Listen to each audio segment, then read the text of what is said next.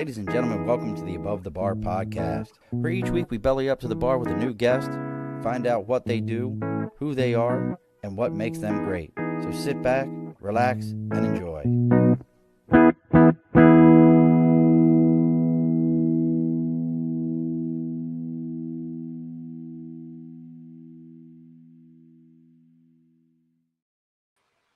Alrighty, folks, welcome back to the Above the Bar podcast. It's your host, Sean. We're bellied up to the bar here on July 15th. Before we get too far, I got to say happy birthday, one of my favorite Marines, a kid I put in the Marine Corps many, many moons ago, Rick Miles. And it's very fitting that I would say happy birthday to Rick Miles today, who after he got out of the Marine Corps was I think he was an officer in PA, and he did all kinds of things. So why not have somebody come in and explain to Rick what it was like to be an actual officer who actually did some stuff in an actual city that actually had things going on. So to talk to us today about, some ethical leadership under pressure and what those things look like all the way out on the far, far left coast. And you all know about me in the left coast, all the way out there. Joining us today, and I probably should always, and I always forget this. I always forget to bring my media up. This is one of my always big mistakes. So let's make sure we get this all taken care of because he deserves every bit of this. So joining us all the way out in California is Mr. Raymond E. Foster. I always forget to bring my Thank you. Up. Do you like Ray or Raymond? I keep calling you Raymond, but which one do you prefer? I prefer Raymond. A Ray is a drop of golden sun that doesn't fit. I get it completely. Get it completely.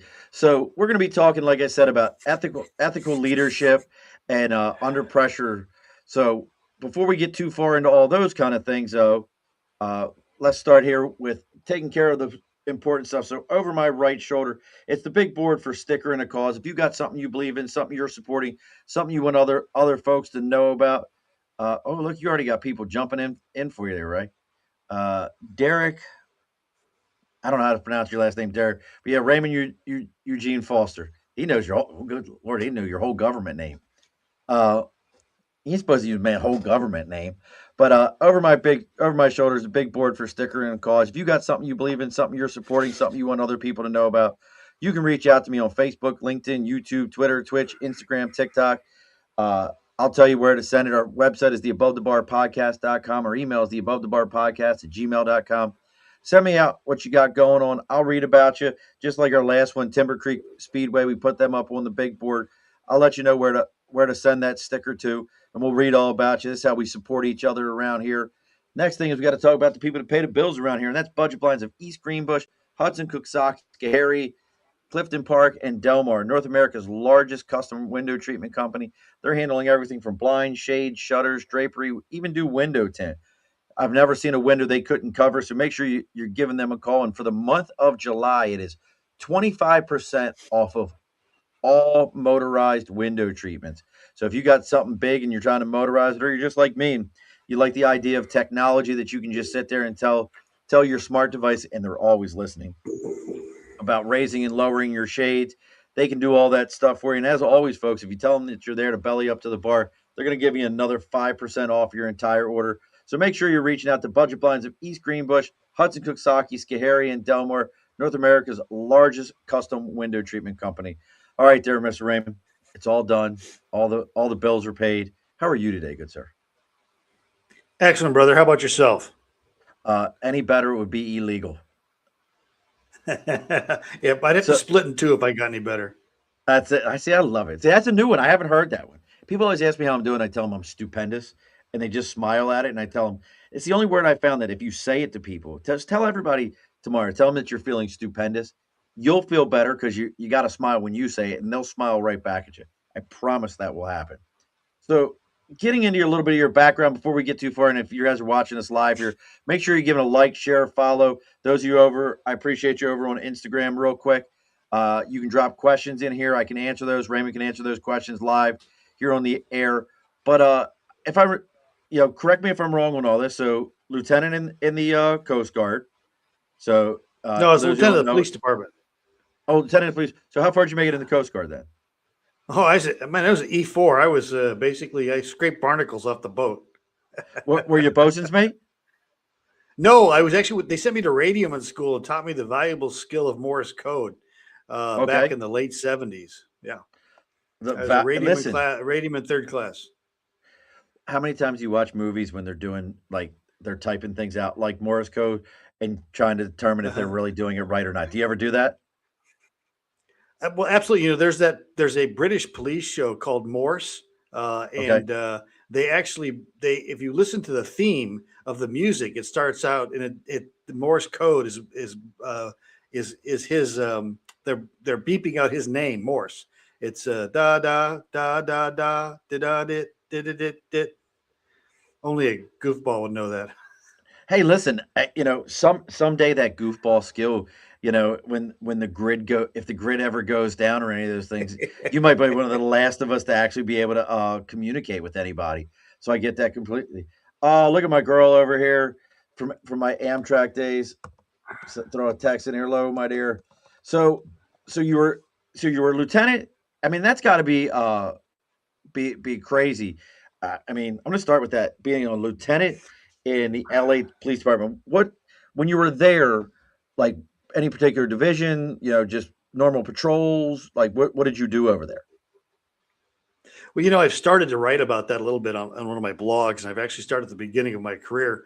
And I joined the Los Angeles Police Department in April of 1980. So it was the late 70s going in the early 80s, a very transition time in policing.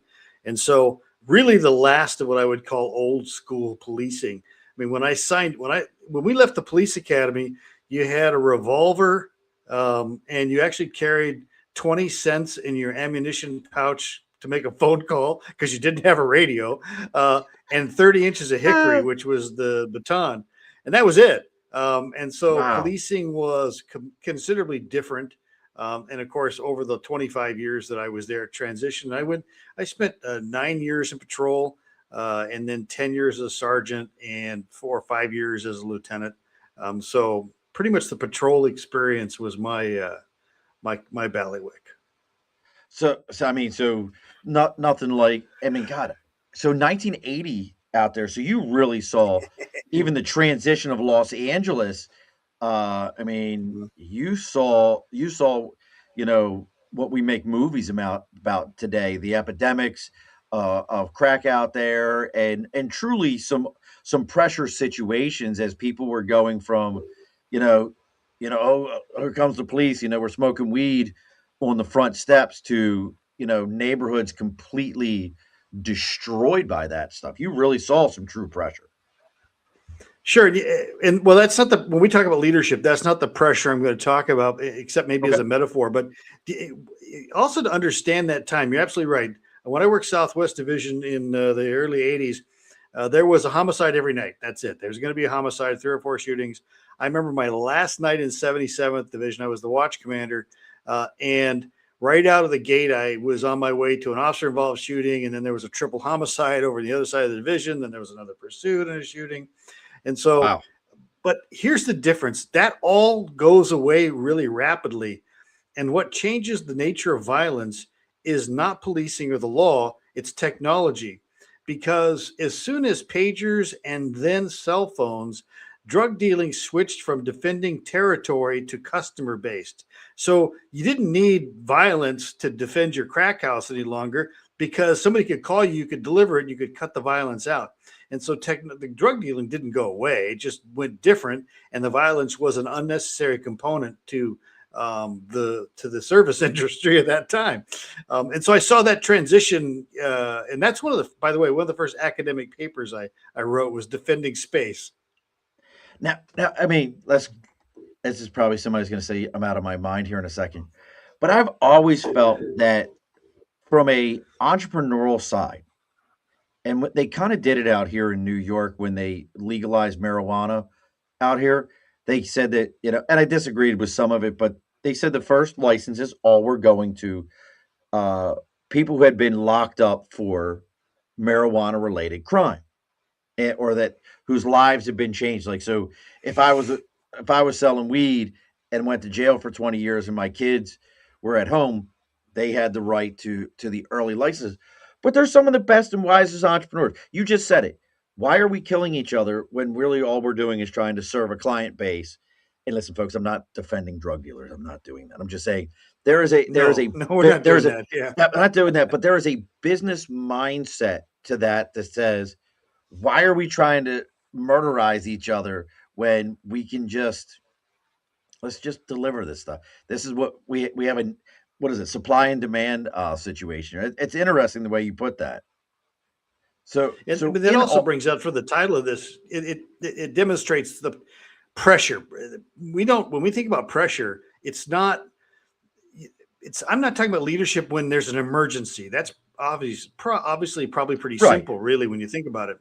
Pressure is I'm friends with somebody. Pressure is financial situations. Pressure is Okay. outside forces that are acting on the decision making process that you got to try to um, real in some days minimize and mitigate, and other times you got to work through it. So that's the kind of pressure that bends ethical decision making. Well, let's get into that then. And let's start with the fact that what drove you to think like, hey, I probably have something in here that some what was it in your life that said, hey, I faced fill in the blank and had to make those decisions, and here's how I approached it, and I should write about it. Well, actually, the first book I wrote was pretty much by accident, but the second one, there's a story too. I was sitting in a coffee room, and we had just hired another professor at this university, and he was a retired police captain, so we had lots to talk about. And so we were talking about leadership, and I said, "Well, let me tell you something, Andrew. Everything I know about leadership, I learned playing five card stud." And he looked at me and he go, "Yeah, they give you five employees. You can't throw them back. You can't ask for new ones. Those are the ones you got to work with, right?" And so That's a he great looks at me and he goes, analogy. I "Oh, love that. he goes, it's true though." And he said, "Is there might be there maybe there's a book in here," and that led to Leadership Texas Hold'em Style. And so a lot of my, right now I'm writing it. A lot of times writing is a way for me to work out stuff that I'm trying to think through, and then it turns out somebody else found that was valuable. One of the things I find is I'll be doing a book signing on Sunday, and people will come up and talk to me, and they'll find something fascinating and some meaning in a passage that I don't even remember writing. Um, as a writer, you have to realize something. The writer only brings about 20% to the experience. The reader brings the other 80%. You bring your imagination, you bring your experiences, you bring your context and interpretation. So as I Right. write, what I'm trying to do is engage your 80%. And once I do that, then whatever I write, what you got out of it doesn't matter what I said. It matters what you thought. So I love that's that. where I kick off in the writing. Probably that's more than 20 years ago. I began to write a lot. So so then that is, and just so everybody understands, so this has become your entire career field, paid author, the whole nine yards, and doing the books, nothing but. And this is something Hell I have a no. That's fellow pair. Okay, well, screw my anybody who next thinks that's question then. crazy. Screw my next question then. I had a great follow up question for that. That I was like, man, this would be a great follow up question. Never mind. I won't ask my follow up question because I always like when Okay, people so get on. so I enlisted in 1975, just after the draft ended. Okay, so but that timeline plates me also when I entered the police department. I'm on the last class of the old pension system, 20 and out with a uncapped cola. So that's one of the reasons I really looked at that. I mean, I'm going to keep that seemed to me to be very valuable. After I left the police department, I went to teach at university for about 10 years. There were two different universities I worked at. And I thought about it. I was actually pursuing a PhD at the time. I thought I'll become Oh, wow. a professor. And then I got the opportunity to go overseas and become a consultant. And I did that. And so now I just kept writing. So the books that I've written, you're classified as a bestseller if you sell 2,500 copies. That's Okay. not a lot of copies. I've really well, we have people on here all the time that like publishers. I have a friend of mine, Kristen, who's writing a book, and they bring up a great point. Like it really is the hardest thing. Like it's right up there with writing a song and people listening to it, and because people just don't understand. You said how many years? How long does it take you to write a book? I'm just curious. Oh, well, it will depend on the project. One took 10 years. One took about 6 months. It just depends on the depth of the project and the motivation behind it for me and what I'm working on. And you know, there's different things that go into that.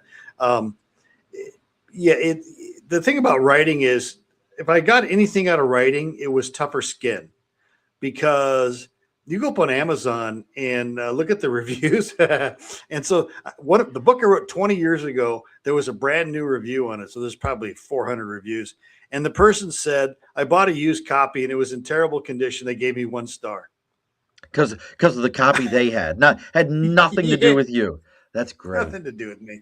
Other people will write things, and you know, you're the man in the arena, right? You heard Teddy Roosevelt's "You're the man in the arena," and everybody gets to spit on you, and everybody has a suggestion, and their suggestion is the most important thing in the world to them. And if you don't entertain the suggestion, then there's something wrong with you. And so that's the thing about I become less and less. I become more and more interested in criticism and less offended by it.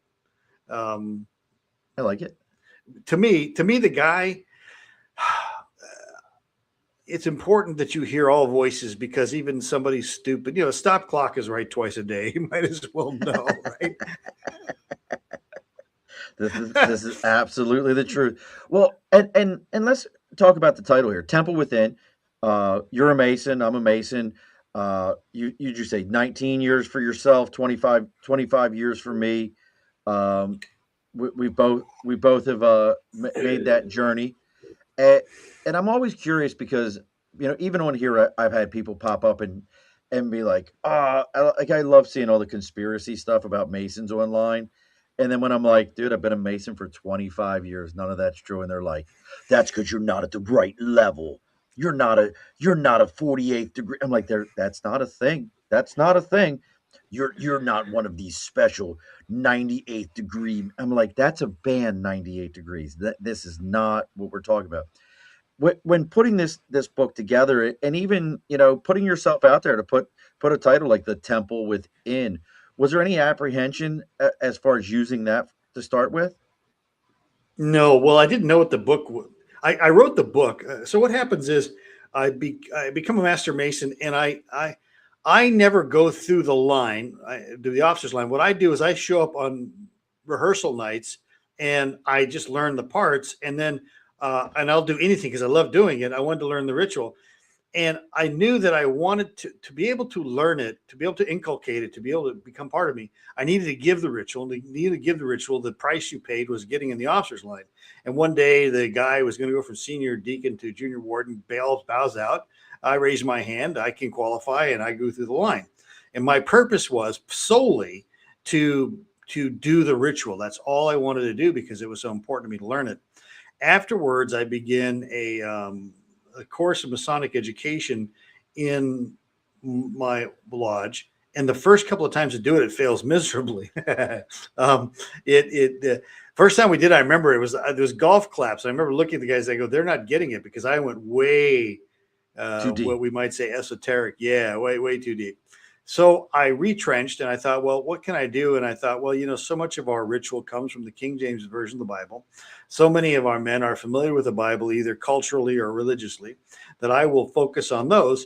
And I took words and I took every word like in the ritual. I followed it through the etymology, where'd the word come from. I began to look at, who the writers were. I began to observe those biblical stories. And so I began to give these lessons, and that led to me doing outlines because even though people will say, well, you're such a great extemporaneous speaker, I mean, I prepared 2 hours for today, right? Um, I would prepare an outline. And then we had a lodge here that asked me to come for a year every once a month and do a graduate seminar on all 3 degrees to tear them Okay. apart. Down to the word obligation. What does it mean? What are the secret Oh arts, parts, wow. and points? What are these words? What do these things mean technically? And so I ran this graduate seminar and I kept notes and I began to write essays. And then I realized, there's a book coming out here. And so I sat down and I wrote this book. But I had written a book previous to this that sat and so I wanted to. So there's two things that are going on at the same time. This I'm going to tell you how we get to the temple within. Okay. So I've always wanted, kind of retiring, and I want to find a different job. I always thought three things were fascinating. I don't know why. One was movie usher. I thought that'd be a great job. The other was I'm with trash you. truck driver. Yeah, trash truck driver. I always thought, but that's when they used to pick the trash up and slam the cans and all that good stuff. And the third job was cab driver. And I thought, well, cab driver. Well, in 2015, Uber began. And so I thought, I'll do that. And at the end of the first night, I began to collect stories. I ultimately will write a book called Chasing the Surge 10,000 Rides in the American Night. But when the pandemic hits, I stopped driving and I threw my first pass at writing this book, and it's garbage. I'm telling you, Sean, the book was unreadable. So I started it. That's the thing. You edit and you edit and you rewrite and you rewrite. And I would spend hours on sentences. I'm like, this is just unreadable. And so I came up with another version from 100,000 words down to 80,000 words. It's unreadable. So I put that aside, and then I go through the Masonic education. I start to write the Temple Within. I finished the book, and I have 450 pages of 100,000 words, and it's beautiful. My wife has read it. She goes, best writing ever. I love this writing is Oh, wonderful. wow. This is great. This is a wonderful book, but I don't have a title. I have this other book here that I can't finish, and then it dawns on me what the problem with the other book is. And I go, holy crap, I can fix this. You see, when I was a police officer, let me tell you what police officers do. I'm going to give you a secret now. I'm going to get a non-Masonic, but a secret. Here's the job of a cop. Everybody that cop meets in his day is going to be in crisis. It's some kind of a crisis. It's either the traffic violator, the victim, the suspect, but most of them have a problem. And you're there to give them a solution to the problem. And once you formulate the solution, if they don't like it, you make them do it, right? That's what the police do. We go, we see a problem, we find a solution, and we make you do what we say you're going to do. That's why we use force. Turns out as an Uber driver, you can't make anybody do anything, right? No.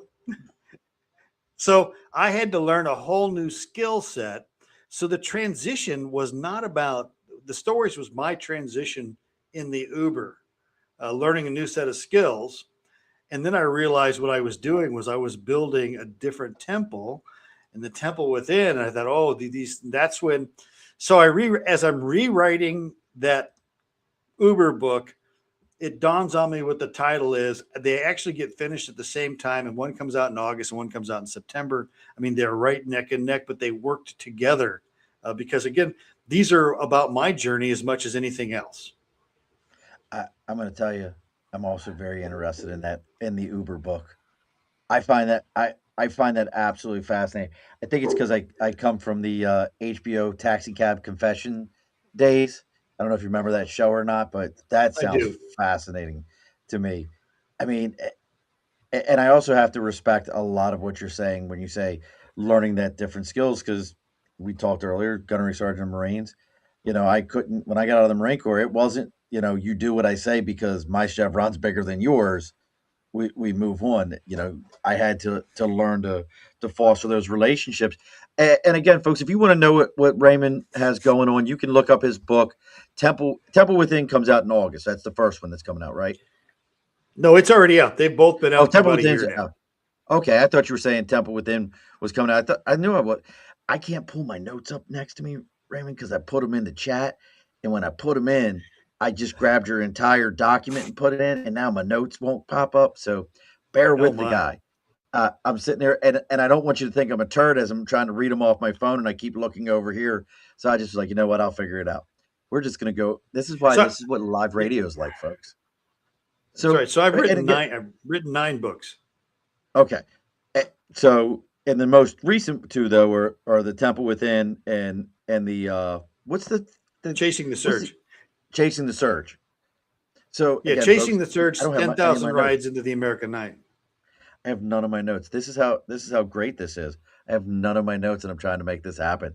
So That's again, okay. We're folks, just but if you talking. want, I see this is the best part. Like I told you, it's sitting at the bar and having a conversation. For those of you that are watching us live, if you're curious about either one of Raymond's books, please drop a comment from wherever you're watching us right now. He'll be happy to answer any of your questions. So as you're putting this together, the Temple Within, and helping people to understand what were some of those Masonic values that you pulled from, because I know which ones are coming to mind to me first and foremost.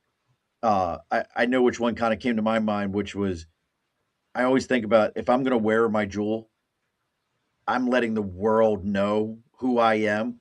So I have to operate at a different level at all times. And it helps me to remember that.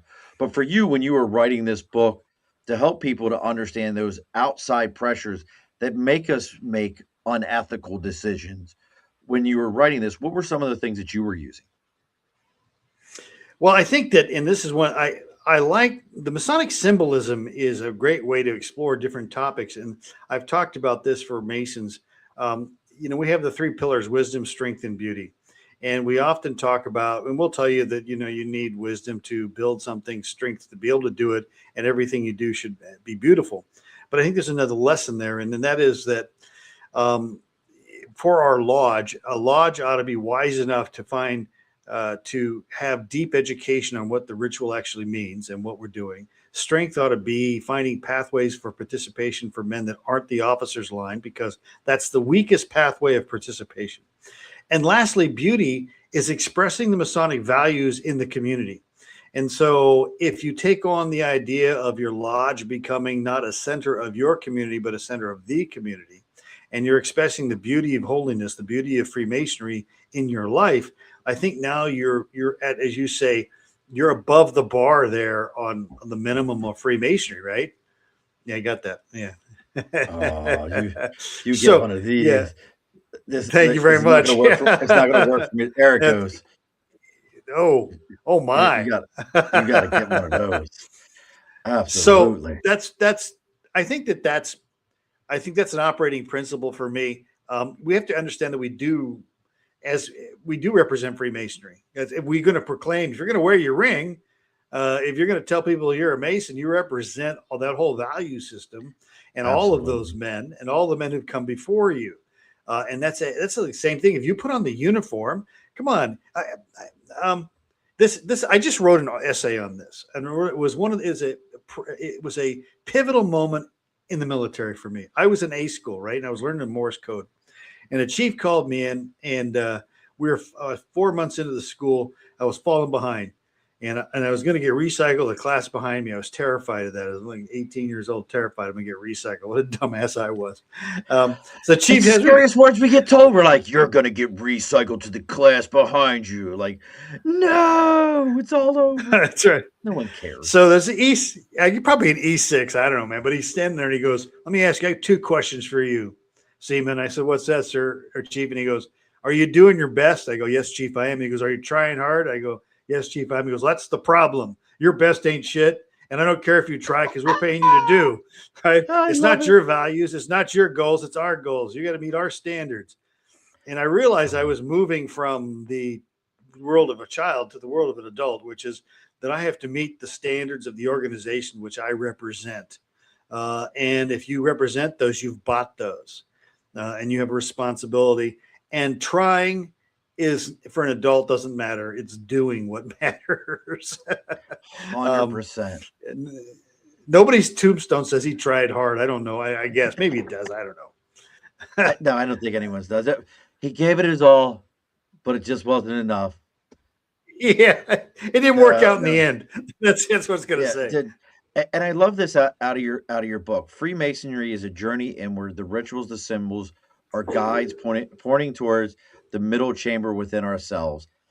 And again, folks, if you don't know what the middle chamber is, open your Bible. David will tell you all about the middle chamber and what it was. I'll give you at least that much. So, I mean, I love this fact. So, but when we write, and I think everybody's thoughts on writing are different. We had Kathy Nash on. She's right there in Orange, California, in Orange County. She's another writer we had on, and we talked a little bit about this. That everybody's writing with a purpose, whatever it is for them. What was your ultimate goal then when you put this book together? Like, what were you hoping, other than to get from here to the paper, because you needed to get that message out? But what were you hoping that you would achieve out of this, even if it was for one person? Well, it's dedicated to my grandchildren. So Okay. I was hoping that I was in some way speaking to the future, and that they might get something out of it then. That was one purpose. Um, I was talking to a community member. We just had our Fourth of July celebration here. It went off very well. I was on the planning committee for that, and what she was telling me was that nobody understood your vision for it, but when it happened, it was great. And I go, and it was anticlimactic for me. You know, getting that book out of your head is more important than you think. And it's also a very anticlimactic experience. When it comes in the box, your family's like excited. And you're like, yeah, that's what it looks like. All right, I've been living for that for 10 years. um, I guess there's a couple things I was hoping to get, Sean. Number one was it was for me to explore and to improve myself, explore my own journey in Freemasonry by really deepening in. Number two is I hope I pass something on. I was up in a lodge up in Northern California. They didn't really know who I was, and they're reading the minutes. You know what this is? They're reading the minutes. They're reading the minutes, and they did two things. The first thing is the secretary says, and they read the minutes from 100 years ago, which I thought was kind of a cool thing. Oh, And then he interesting. said, yeah, but read the minutes from 100 years ago. See what they were doing then. It probably has green beans on the menu that day too, also. But um, I understand exactly. I get exactly what that means. Yes, yes. French. um, that's right. But then he said, and the master read a chapter from the temple within for Masonic education. And so the way it's structured in these short chapters with questions for reflection at the end. It's because I don't bring the answers, I bring the questions. And so then they had a discussion on this chapter, and that's what I want to get out of it. I would like men to explore the nature of Freemasonry more deeply than a social club or a place to get. There's all kinds of ways we do it. I'm more interested in the ritual. So there you go. And it's interesting that you bring it up that way. Uh, this is completely sidebar from the book. Have you done any traveling of lodges outside of California? Oh yeah, I sat in lodge in Jamaica, and that was awesome. Oh, I'd say now I've never done international. I've done a lot Yeah, of sat in like lodge in up in the East Jamaica. Coast. What was it Yeah, now? and Obviously, within what you can tell, what we can speak about here, what was that like? okay, okay, the Jamaica story is pretty funny. So I had a consulting gig. I actually wrote the anti-gang strategy for the whole country of Jamaica, and I lived there for about 6 months, maybe 9 months. What? I'd go for 10 weeks. Yeah, I'd go for 10 weeks, and I'd come home for 2 weeks. And so while I'm there, they got 16 Masonic lodges, and I was living in Kingston, so I went to the Masonic lodge, and I had my passport. And I was the junior warden of our lodge, I think at the time or something like that. And they turned me away, man. They go, "Hey, we don't know who you are. They We're not didn't going to staff you or qualify." nothing? I No, I said, so what do I got to do? And he goes, well, you need a letter from your grand secretary. So I went back and I got a letter from my grand secretary to the Grand Lodge of Scotland, to the Grand Lodge of the West Indies. And then Wow. I'm supposed to go back to Jamaica, and it's a Thursday evening, and I get a call from the Grand Master of the Grand Lodge of the West Indies. Then he goes, well, we're going to let you come into lodge. We know who you are now. He goes, but we're going to be doing a Mark Master degree. So if you're not a York Rite Mason, you're going to have to leave immediately. And I'm like, these bullies. I'm like, these bullies. I'm not a York Rite Mason. These bullies. So I start calling around. It turns out that I'm going to leave for Jamaica at midnight on an overnight on Saturday. And the commandery is giving out the York Rite degrees that Saturday. And the Oh, that's secretary says, hey, funny. if you got $35 in a tuxedo, I'll write you a letter. So I I became a York Rite Mason. I got those 5 degrees. I got that letter. And I flew to Jamaica, sat in lodge in Jamaica. And lodge went from 7 at night to about 10:30 at night. Oh, And it wow. began, and then afterwards we went downstairs, and there's no air conditioning, but we're all in tuxedos, about 100 men in tuxedos. And it starts with an 8-inch glass of rum, and we start Really? toasting. Oh yeah, and there's a whole curried goat and oxtail soup, and then we toast and we toast and we Oh. toast. I end up walking home in the like 3 o'clock in the morning downtown Kingston, Jamaica, in a tuxedo. And I think the only reason I didn't get mugged is people like, what is that? What is that? Who's this And a white car guy pulls in over. It's downtown? a car pulls over, and it's a doctor, a physician he's 3 sheets to the wind driving this Cadillac. He goes, "Come on, brother, get in the car." So he drives me back to my hotel. So that was my Jamaica. I was a wonder. They were Wow, wonderful once you got past. Once you got past the West Gate, they're real nice guys. that is But I've shot in Nevada, incredible. Arizona, Washington, Oregon, different places. Sure. That's just so different because I mean I know being raised in North Carolina, there is no alcohol in that building. I can still remember when we were looking at like renting the hall space for like gatherings and stuff like that. And this was a long time ago, but somebody had asked a question about, you know, like a wedding reception. Like, hey, and it was so clear. It was like, understand, there's no alcohol in this building. That's not happening. And it's funny you brought up York, right? Because I went. If you ever get a chance, I will make a absolute high recommendation to you. If you can ever find the time to go to North Carolina, and I'll write my own lodge. I haven't sat in there in a long time since I moved to New York, but I still pay my dues and stay in contact. Go do Scottish Rite. Well, we're in North Carolina because that's where my family's from, and I've got a kid living in Jacksonville, North Carolina right now. So they live Jacksonville. in Wake Forest, Okay, so and they're up in everybody, Tobacco Road. and then in around Gastonia, there are in Charlottesville, there are, and I've been there. I go there once a year. There are graveyards that are filled with nothing but relatives. And so I went to the Grand Lodge of North Carolina, got a very nice tour, wrote a very nice article on some of the artifacts they have there. They have a whole World War I exhibit where the men made the tools. They artillery rounds came over and they took the expended ammunition and they made the working tools and they Oh held wow, lodge in the trenches. And so, that's yeah, no, amazing. I would love that. We'll have to exchange Yeah, an email. And do you go to lodge where you currently live? so when I moved, the short answer is no, here's been the most challenging part for me, and Boo, I know, boo. right? Well, here's the thing: being in North Carolina was easy. We didn't go dark. North Carolina doesn't go dark. Jacksonville never went dark. It's not even in our lexicon.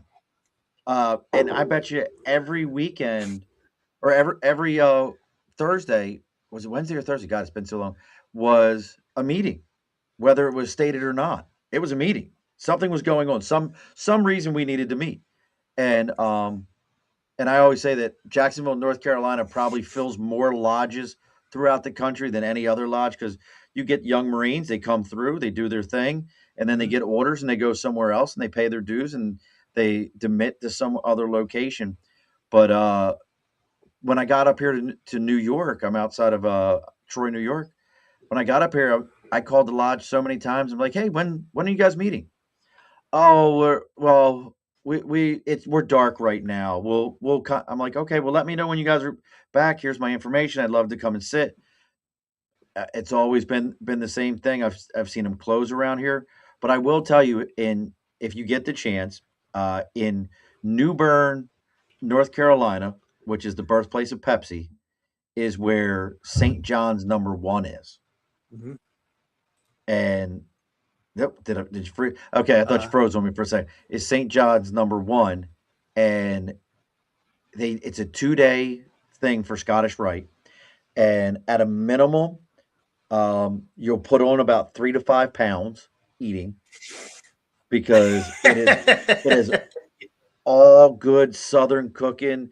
At some point, something will be smothered in some gravy and fried, and it is absolutely amazing. And you go all the way to your 32nd. And as you're going through it, and I know this is sidebar talking about the book, but I will tell you, Raymond, it was probably one of the most enlightening personal experiences I've ever had.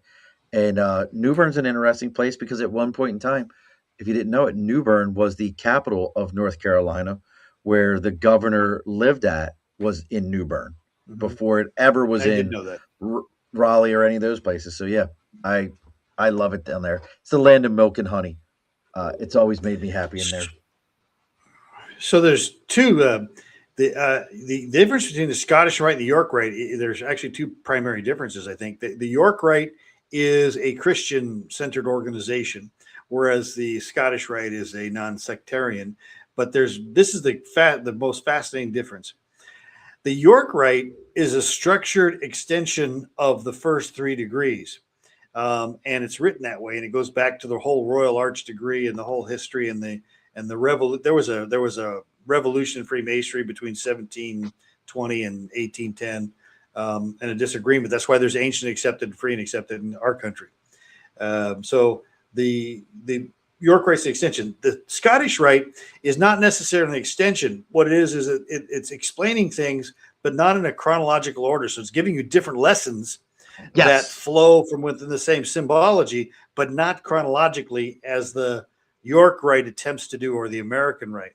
And then lastly, just to give you something unique, I actually go to lodge once a month in my home lodge where I was raised, a master mason, and it's the last true lunar lodge in California.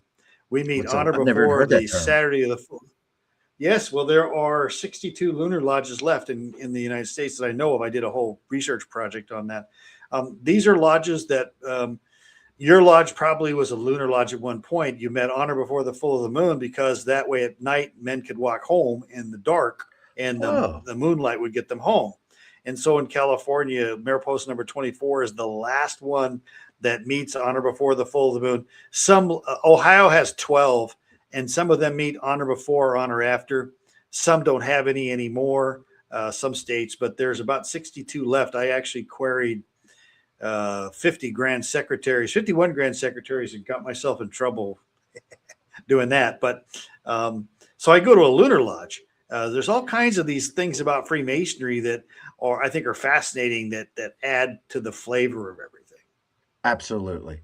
I well, even that little town of Jacksonville, and I've always thought this was interesting because it's a little town. It's a Marine Corps town. It's not like it's a huge place. There's, if you count them, if you don't count the Marines there, there's less than I think 20 or 25,000 people in the whole town. If you don't count the Marines that are there, and when I was there, three active lodges in that little town, active, not like there's one that meets the second Tuesday of every month, like nothing. I'm talking like active moving, and then right above it was another one just outside of town. It was a very, very active community. See, I love talking to other brothers because you're telling me things that I had no idea that they existed.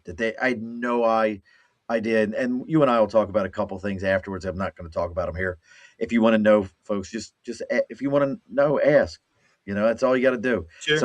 Somebody will sit you down and tell you all about it, but it won't be me today. So one of those degrees you did in Jackson, I actually go out to 29 Palms quite a bit because Okay. we have a relationship with the food pantry out there. We raise food for the food pantry on base there for the junior enlisted families. But there's also a lodge about 4 miles off base called the Oasis of Mara, and I was out there for a courtesy third degree for a Jacksonville Mason who had been obligated and passed, and he was now at 29 Palms, and they were doing a courtesy degree. So that's kind of fascinating that that's getting done to these quasi military lodges because of where they're located. Hmm. Well, mine from talking to some of the gentlemen that have been there for since, as we jokingly say, Christ was a corporal. Uh, those guys, I remember what I'm telling me. He's like, when I got to this lodge, I was odd man out as a Marine, and he was a intel guy, Vietnam, Mr. Howard, and I remember him telling me I was odd man out. They were all farmers. Everybody in the lodge was farmers from around the area. They would come to lodge, and this was something that I had to learn was in Jacksonville at our lodge. If you came in a polo and a pair of khakis, you were fine. If you came in t-shirt and a pair of blue jeans, you were perfectly fine. No one questioned it at all. And then I remember getting ready to go to another lodge, and somebody being like, "Hey man, you gotta your suit fit good," and I'm like, "Suit for what?" And they were like, No, we You'd were wear a suit. a tuxedo last. Yes, you see, you're a tuxedo. Jacksonville, unless they've changed it over there, you could show up in a blazer and a t-shirt if you want to. No one questioned it because we had guys that were literally farmers that would come in off of the fields on those days. Real quick here, folks, before you guys completely get lost in what Raymond and I are talking about. It is that last call. It is that last call, the local difference here. Before we get back to the show, let me ask you something. When you have the choice between something made by a giant corporation or something crafted by people who truly care, which one are you choosing? That's what makes New Scotland Spirits different. Every bottle handcrafted in upstate New York using locally sourced grains and committed to doing things the right way. It's not about making the most whiskey, it's about making the best whiskey they can. When you support New Scotland Spirits, you're not just buying a bottle, you're supporting local farmers, local craftsmanship, and a passion for creating something exceptional. So the next time you're looking for a whiskey that's as authentic as the people who make it, reach for New Scotland Spirits. Visit newscotlandspirits.com to find a bottle near you. New Scotland Spirits, crafted locally, enjoyed everywhere. All right, so that part's done. Bills are so you got to keep these bills paid there, Raymond. Got to pay them. So I'm kind of curious, and on two sides. So if somebody wanted to say, either a lodge or somebody wanted you to come out and speak, how would they get a hold of you? Well, the best thing is to go through the website, www.hitechcj.com, HITECHCJ.com. 25 years ago, when I founded my consulting company, it was High Tech Criminal Justice. So the website's morphed into an author website, hitechcj.com. For a long time, I went to brand my name. And if you ran Raymond E. Foster, you would get only me. The University of Scotland did a wiki page on me and everything. But then, you know what happened? Some dude named Raymond E. Foster, who is 2 years younger than I am, who is also the Grand Wizard of the Ku Klux Klan, murdered a black woman in Tennessee. Yeah. So I'm like, I guess I'm not branding my name anymore. So Raymond E. Yeah, Foster. no. Yeah, no. That's no. if you like, you'll find the story and you'll see the two names compete now in the Google. I thought that was hilarious. So Wow. hitechcj.com is how you get a hold of me. Yeah, all kinds of weird stuff in life happens if we Talk watch about it, out. two extremes of the coin there. Yeah, yeah, Here's I hope. distinguished service, grand lot or past master of a lodge and everything else, and then all of a sudden, like, that guy shows up. Holy crap, that's wild! And then you guys are close in age. And listen, folks, you made it when they've got your book on eBay. Your book's on eBay, right? And Is it people are really? selling. Because so I was looking. I googled your book because I'm like, you've got some Spotify shows, brother Raymond E. Foster, Temple Within. You got some second rate podcasts because it's not mine. That's just me. I mean, sport. This is the only one that matters. I love this one where they had you on G. Edward Martin and the Blueberry Daughters. That's an interesting one here. But yeah, Well, you I know clicked. who I'm very popular with. I've actually done 4 podcasts with witches, and a couple of podcasts with pagans, Why? I've got a running one with tarot card readers. Actually, the current tarot cards that are used in America were actually designed by 2 different Masons to Really? reflect Masonic symbol. Yeah. And if you look into the history of that, that's why people who read the book, The Temple Within, and then they've got their experience with learning the tarot cards are going, well, these are the same things. I'm like, well, kind of, because the same concepts were written by the same people. Because I talk about transformation and I point to the fact that our ritual is in many ways an incantation. It is in many ways, it will induce a flow state. It will induce a transcendental state. It can transform you.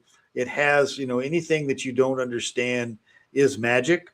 So the witches love that. I mean, I just was having this the symbols. conversation. So that old saying, one man's magic is another man's technology.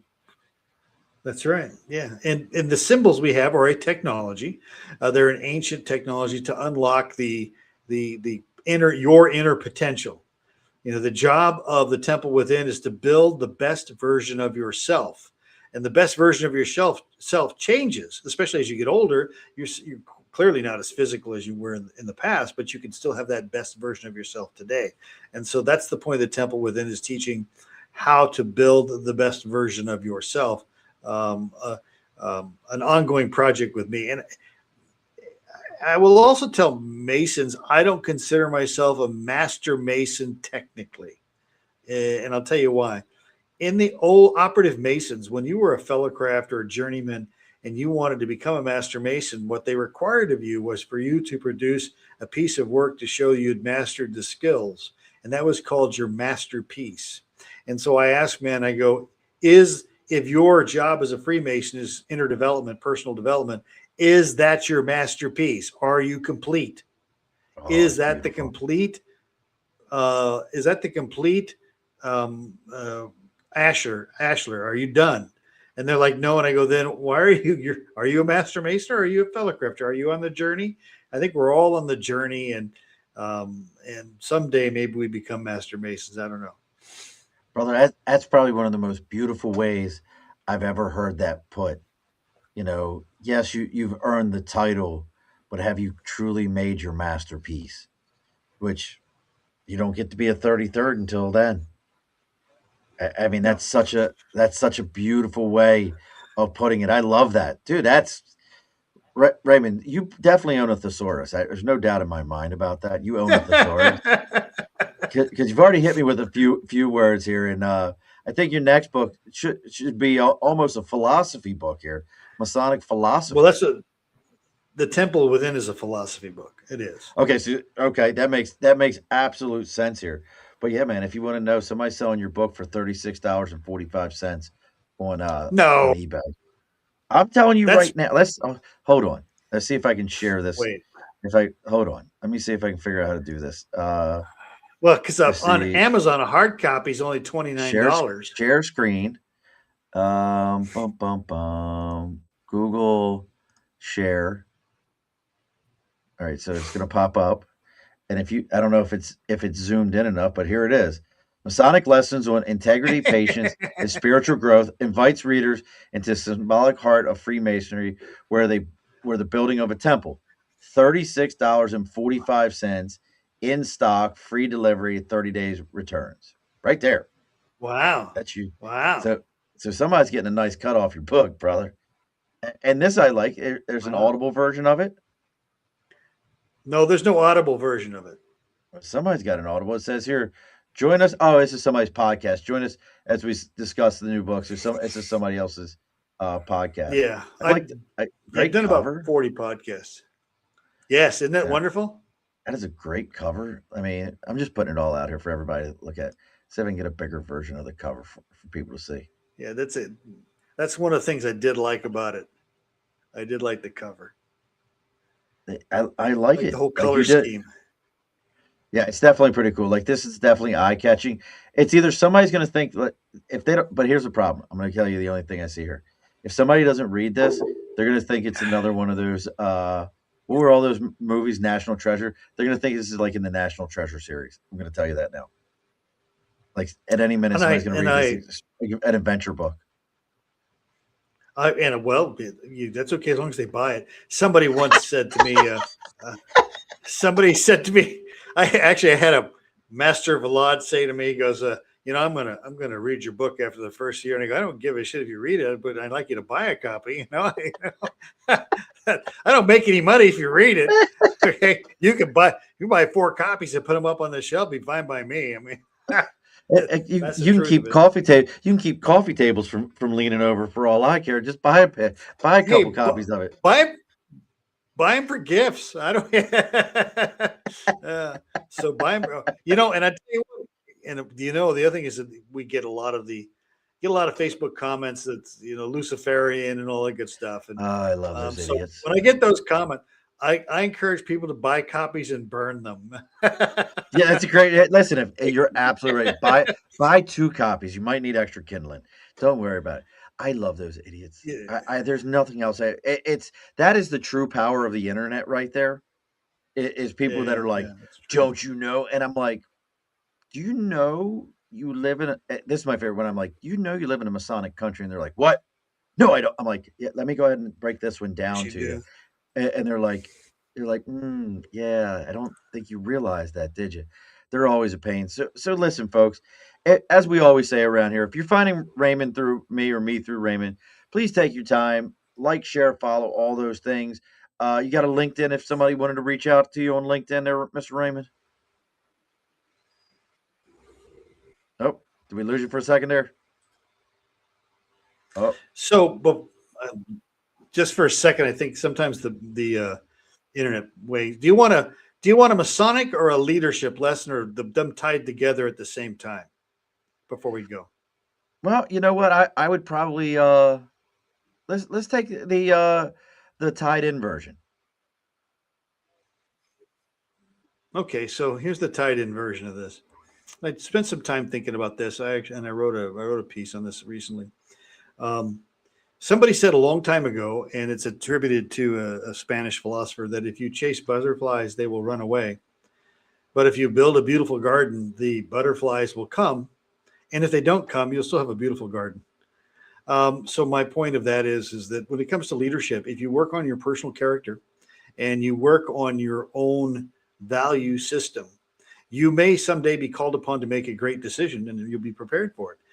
But if you're not, you will still have a great character. And so I think that the building your own beautiful garden and not chasing butterflies. And so this helps me to sometimes determine whether I'm trying to be right or add value, right? That's chasing butterflies is trying to be right, but building on my own character is adding value. So sometimes I choose to disengage and not be a party to something because I don't want to exercise chasing butterflies. I'm building a garden. So I think that's the great leadership lesson of both Freemasonry and for leaders in general is focus on yourself and be prepared. And if you don't have to use it, well, then you're a great shot, right? That brother, you have imparted so much knowledge today and so many great things to think about. I love that. I probably will share that with my team tomorrow because I love that idea of, even if you don't get butterflies, you still got a beautiful garden. I love that idea. Listen, folks, as I always say, if you found Raymond through me or me through Raymond, make sure you go online, check out his book. Make sure you buy at least 5 to 10 copies at a time. Uh, he's got grandchildren he needs to take care of. He's got all these important things. So make sure you're doing all this stuff for him. And if you found that you enjoy this, and you want to join us again, we do this every Wednesday, 8 p.m. Eastern Standard Time. Listen, our next week's guest is from Wilmington, North Carolina, or Raymond. So not too shabby. So next week we have internationally recognized positive psychologist Dr. Barbara Becker Holstein. She's continuing her mission to uplift and empower through storytelling and through the release of her two newest books, Women's Freedom: The Dawn of Possibilities, and Women's Freedom: Unleashed Love Stories, blending history, psychology, and deeply human storytelling. Dr. Holstein latest book work shines a light on the emotional journey of women navigating identity, independence, and self discovery during one of the most transformative periods in modern history. So, if you find that interesting, please make sure you join us next week to discuss that. Now, Raymond, I know I've done somewhere over like 300 and some episodes, and I know you took the time to binge every single one of these. You're completely inundated with everything about the above the bar culture, which is loose and free flowing here. All that being said, just in case you aren't prepared for this next question, at the end of every episode, the guest always gets the final word. So, on tonight's episode, what is our final word?